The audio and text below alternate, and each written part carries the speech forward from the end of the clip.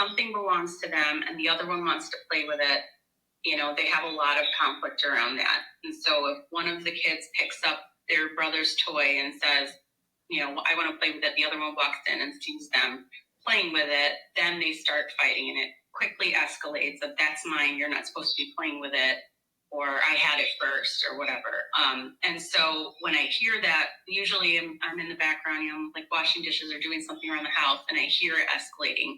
And so then I kind of walk in and I'm like, okay, what's going on here? And then because they're so dysregulated and, they've escalated to like yelling at each other, sometimes they're getting physical with each other. It's really, really hard for me to stay calm. And then I end up like escalating or raising my voice or, becoming more dysregulated myself and not being able to like calmly de-escalate the situation. So that's what I'm struggling with. When you say that they get physical, what do they do? So they might, if they're playing tug of war with a toy, sometimes they'll start wrestling and like actually have like a power struggle where they're, the one will, and sometimes they'll do like escalating physical as well, where it's like one will like push the other one and then the other one starts like putting them in a headlock or something. And, and I'm like, all right, you guys like need to physically separate them. But I feel like... Can you do that? Because my twins are 8 and they're at a point that they're stronger than me. I cannot physically at this point separate them without me, struggling doing it.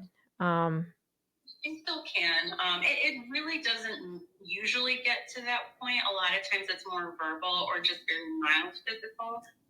But it's, if the physical part does upset me, but it's almost easier for me to deal with it than the yelling. The yelling really it makes my heart rate like go through the roof. And it's very difficult for me to stay calm when they're yelling. Okay. Do you get bothered by other type of loud noises? Yeah. Like what? Like if there's loud music, if there's too much talking, I know I have a lot of like sensory issues a lot of times. So okay. So it is not the sibling squabbles. What dysregulates you is your sensory needs. And that's where I want to start, because I think I said it again with another parent. Many times we think is the dynamic. Many times we think is the child, or many times we beat ourselves up and think like, how come I cannot stay regulated? Am I a bad parent? It's none of that.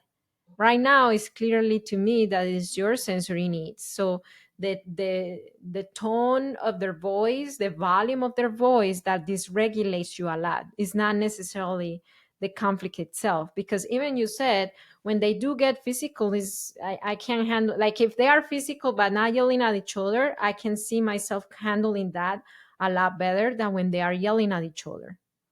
Okay. Yeah. So that's your need. And the simple answer is, how can you meet your need? So when you are intervening, then that need is not in the way, or is not such a trigger for you. Mm-hmm. I have the same needs because I have autism and ADHD, and loud noises are crazy for me. One thing that does help me with the loud twins that I have is basically I walk around with these things all day. And now when I'm already triggered and dysregulated, but even before it. So when you enter the interaction, you are not already about to lose it, because that's one thing that I noticed with me and with a lot of neurodivergent parents that I serve. When they enter the interaction helping their kids, they're already at a level 2 dysregulation, if that makes sense. And the sibling squabble takes them to a level 10 dysregulation. They're already kind of like unknowingly a little dysregulated from the noise of the day. And then the squabble kind of sets you up even higher.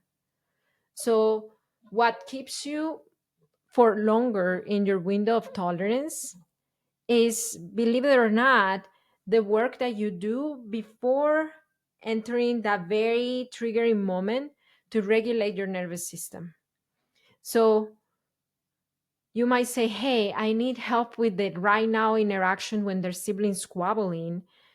That is important to tell you what could help you set yourself up for success a lot easier once you enter. So that's the, how would say, I would say the preventative or the proactive thing that you can do during the day. Maybe give one of these.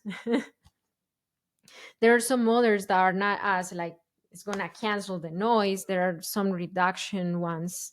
I have a I have ones that are like very little that you put it inside and they don't look like much, and they do help. And the times that I don't wear them, I can see the difference in my level of regulation.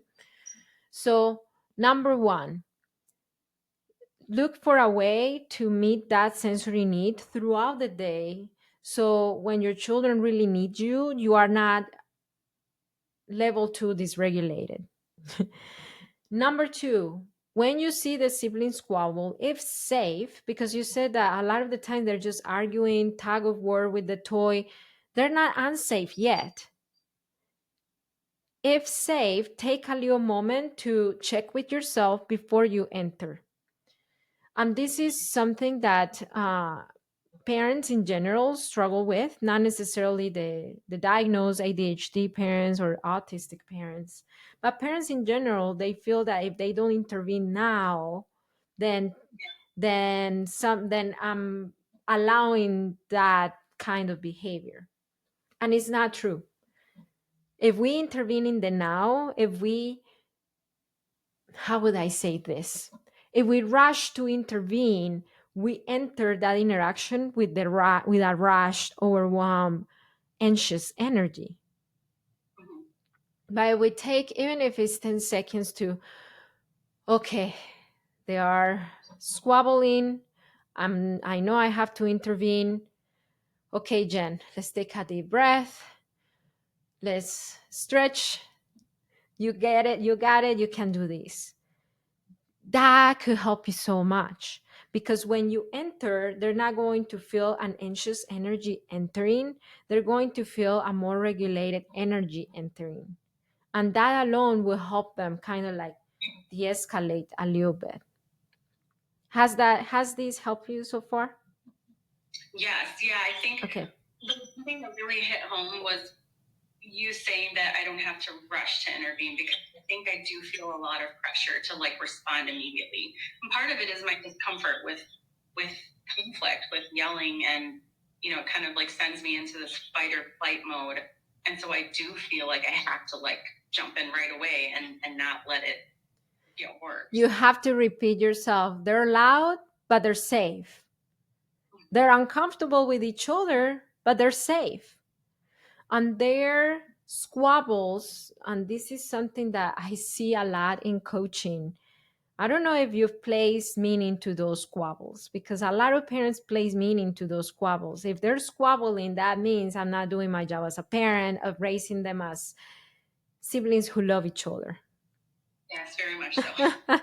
If they're squabbling, that means that I'm not doing a good job as a parent for them to have a good relationship in the future. So there are parents who worry about the now, and there are parents who worry about the future. And in general, parents, a lot of parents that I serve, they place meaning to those squabbles, and that kind of like initiates that rush energy of I have to stop it right now. Otherwise, that means they will hate each other in the future, or they won't have a good relationship. Yeah, that does work for me. Sibling squabbles is a developmentally appropriate behavior, because sibling squabbles is just your children learning how to work out conflicting needs with each other, and that's called relationship school. What is a relationship? A relationship is me seeing my needs, me seeing your needs, and together coming up with a dynamic so both of our needs are met. That's a relationship. And they are learning to understand what that means. What that means, you having a need, me having a need, those needs are conflicting with each other, and how to solve that so our needs are met. That's what sibling squabbles mean. They don't mean that you're a bad parent. They don't mean that you are not raising them to love each other. That's what sibling squabbles mean. So, from that understanding of my children are in relationship school right now, and they're learning to figure out how they're going to see each other's needs, and they're learning to see each other's needs and accommodate to each other's needs, so everybody is safe and everybody has their needs met. From that stand and point of view, you enter the dynamic. I have a question for you. From this level of awareness that you gained this during this time with me, how do you see entering that sibling squabble? Going forward. Yeah. Yeah, I think so. I do have those loop ear plugs. I think that I definitely should use them more often at home, because I think you're right. There are other triggers maybe throughout the day that just kind of have me in a heightened level. So I think if I can keep myself a little bit more regulated throughout the day, that would be helpful. And I like that idea of relationship school. That's a very interesting thought. I had never really thought about it that way. To not feel so threatened about that conflict. I think if I had that mindset of this is just them learning relationships, I think I'm going to feel a lot more calm and less threatened by that conflict and be able to handle it a little bit better. So our job during sibling squabbles is training them in relationships. So what is the training? Number one, for them to see that what their need is and what the other person's need is. Step number one. And step number two, for them to learn to work out the situation so everybody's needs are met. So that means us not taking any side. And that's one thing that I help parents with. They take sides, and that adds up to the sibling rivalry. So don't take sides, see each one of their needs and help them communicate to each other. Okay, I see both of you doing a tug of war with this toy. Santiago, what do you need? Let him talk. Okay, Miguel, what do you need? Let him talk. Okay, so I see that Miguel needs this, Santiago needs this. So they see each other's need. Okay, Santi, communicate to Miguel your need in a safe way, meaning without hitting. He he does it. Okay, Miguel, do the same thing to Santi. Okay. How can we work this out? Do you guys have any ideas so everybody have their needs met? They're 8 and 13. They can give you the ideas. When they are younger, you give them the ideas. Yeah. Okay. So let's come up with an agreement. And we move from there. Yeah. Yeah, that's also a little enlightening because I feel like I tend to try to problem solve for them. So I feel like I'm doing them a disservice then and not letting them, give, like you said, suggest the ideas because they're old enough to do that. They're old enough and they are in relationship school. You are their coach and you are doing a good job. You're a good mama. Thank you. Okay, I'm done with you. Thank you so much. I'm going to end the video here. And I have an invitation. If you are a parent who want to raise emotionally healthy children, who want to have a peaceful environment, but sometimes you deal with reactivity, I have a free class for you and for all our viewers here on the YouTube video. It is a free class where I show you the system that 14,151 of our clients have to bring peace to their parenting and raise emotionally healthy children, even as a neurodivergent parent. You can find this free class in HIC Parenting.com, hicparenting.com. If you are watching us from YouTube, I'm going to put a card here on top or it's in the description below. Give us your best email so we can send you the link to the class. And I hope that you can take it and it will help you so much. Thank you so much, Jen, for this time. And remember, everybody, it only takes understanding of yourself and of your children's needs to transform your parenting. If you related in some way to Jen's story, could you please say in the comments, I relate, and I have a homework for you. If you know a neurodivergent parent who needs this, or if you know a neurodivergent parent that may appreciate this, share it with them. Share it one time with one neurodivergent parent that you know, that they will know that it is okay to raise children who have sibling squabbles. It is healthy and they can help their kids. Thank you so much for being here, and I'll see you next time.